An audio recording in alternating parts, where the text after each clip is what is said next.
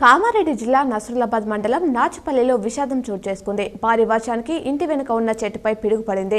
దీంతో ఇంటిపై విద్యుత్ తీగలు తెగిపడ్డాయి. డిగ్రీ విద్యార్థిని స్వాతి కరెంట్ షాక్తో మృతి చెందింది. ఉమ్మడి ఆదిలాబాద్ జిల్లా వ్యాప్తంగా కురుస్తున్న భారీ వర్షాలకు కడెం ప్రాజెక్టుకు వరద ఉధృతి కొనసాగుతుంది. పూర్తిస్థాయి నీటి మట్టం 700 అడుగులు కాగా ప్రస్తుతం 694.700 అడుగులు వద్ద కొనసాగుతుంది. దీంతో ప్రాజెక్టు 10 గేట్లను ఎత్తి నీటిని విడుదల చేస్తున్నారు. భారీ వర్షాల నేపథ్యంలో తెలంగాణ వైద్య ఆరోగ్య శాఖ అప్రమత్తమైంది. సిబ్బందికి సెలవులు ఇవ్వొద్దని మంత్రి దామోదర్ రాజనరసింహ ఆదేశాలు జారీ చేశారు.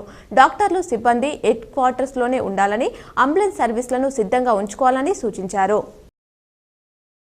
మల్టీజోన్ 1 పరిధిలోని పనిచేస్తున్న పలువురు ఎస్ఐలకు సిఐలుగా పదోన్నతి లభించింది.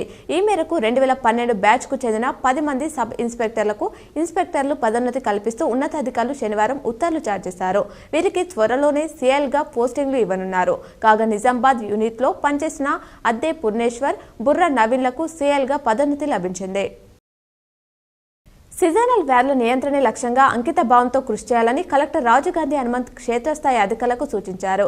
సమీకృత జిల్లా కార్యాలయాల సముదాయంలో కలెక్టర్ వీడియో కాన్ఫరెన్స్ ద్వారా ఆయా మండలాల ఎంపీడీఓలు, ఎంపీఓలు, పంచాయతీల కార్యదర్శులతో సమీక్ష జరిపారు. చెమురు సమస్యలు గ్యాస్ ధరలు పెంచాయి. 19 కేజీల కమర్షియల్ ఎల్పీజీ సిలిండర్పై ₹39 పెంచుతున్నట్లు ప్రకటించాయి. పెరిగిన ధరలు ఇవాల్టి నుంచి అమల్లోకి వచ్చాయి. తాజా పెంపుతో ఢిల్లీలో గ్యాస్ సిలిండర్ ధర ₹1691.50కు చేరింది. హైదరాబాద్లో ₹1935గా ఉంది. అటు గృహ అవసరాలకు వినియోగించే 14.2 కేజీల సిలిండర్ ధరలో ఎలాంటి మార్పు చేయలేదు. ఉమ్మడి నిజామాబాద్ జిల్లాలో భారీ వర్షం కురిసింది. ఏకతాటిగా కురిసిన వర్షాలతో ప్రజలు తీవ్ర ఇబ్బందులు ఎదుర్కొంటున్నారు. కాగా వర్షాలతో వాగులు, వంకలు పొంగి పొరులుతున్నాయి. జలాశయాలు నిండుకుండను తలపిస్తున్నాయి. నిజామాబాద్ జిల్లాలోని ఆర్మూర్, డిచ్పల్లి, భీమ్గల్, కామారెడ్డి జిల్లాలోని బాన్స్వాడ, కామారెడ్డి, బిక్కనూర్, ఎల్లారెడ్డి మండలాల్లో భారీ వర్షం కురిసింది.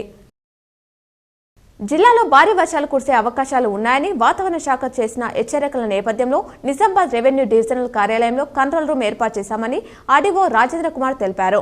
ఎక్కడైనా ప్రజలకు ఇబ్బందులు ఎదురైతే కంట్రోల్ రూమ్ ఫోన్ నంబర్ 08462295459కు సమాచారం అందించాలని సూచించారు.